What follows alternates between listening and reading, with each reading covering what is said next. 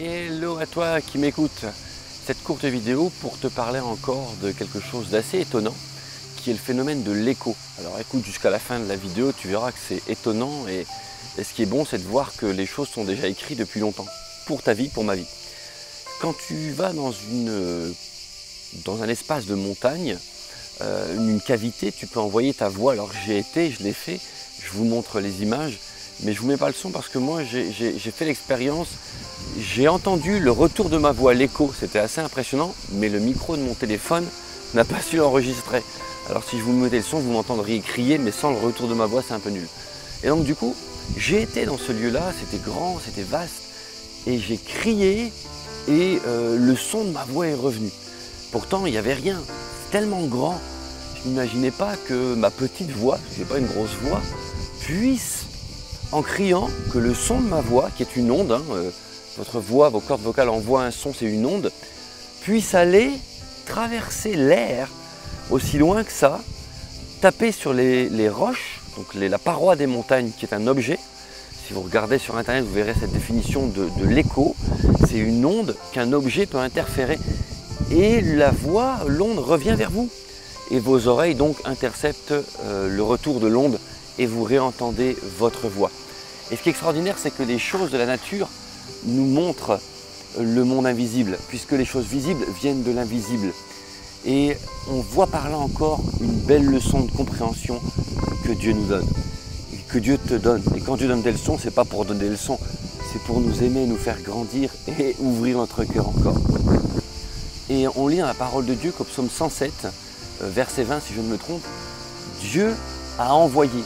Comme toi, tu peux envoyer ta parole, ta voix, ton son, quand tu es dans une cavité rocheuse ou un creux de montagne, de la même manière que toi, tu peux envoyer ta voix, ton son et il revient, eh bien Dieu a envoyé sur la terre sa voix, le son de sa voix, ou autrement dit sa parole. Psaume 107, verset 20.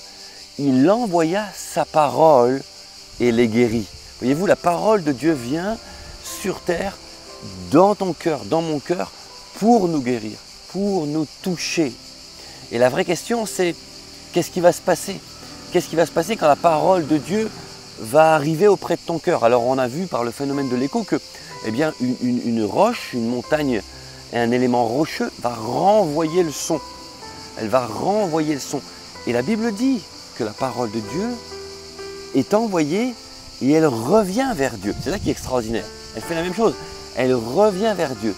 Mais la Bible précise, et c'est dans Ésaïe, qu'elle ne revient pas sans avoir porté de l'effet. On lit ça dans Ésaïe 55, verset 11.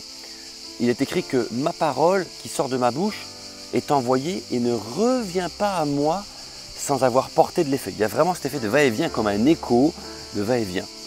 Et c'est quoi l'effet que la parole de Dieu doit porter? C'est quoi cet effet?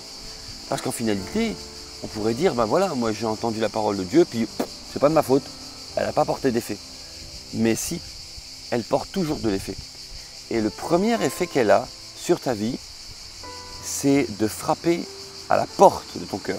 Comme ma voix va frapper sur la paroi de la montagne rocheuse, c'est une roche. La roche n'a pas de cœur, la roche n'a pas d'âme, ni d'émotion, ni de réflexion. La roche ne peut pas ouvrir son cœur, vous comprenez? Donc la roche ne fait que renvoyer ma voix. Mais il n'en est pas la même chose te concernant. La voix de Dieu vient et frappe à la porte de ton cœur. La question, elle est encore une fois dans la parole de Dieu. Et ça se trouve en Hébreux 3, verset 15.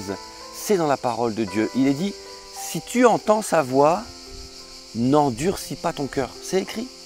Si tu entends sa voix, n'endurcis pas ton cœur.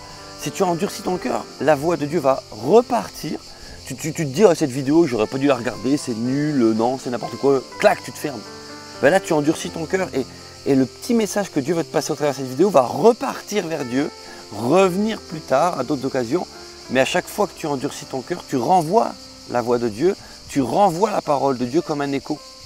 Et il est dit, donc en hébreu, si tu entends sa voix, n'endurcis pas ton cœur. C'est un conseil que Dieu te donne.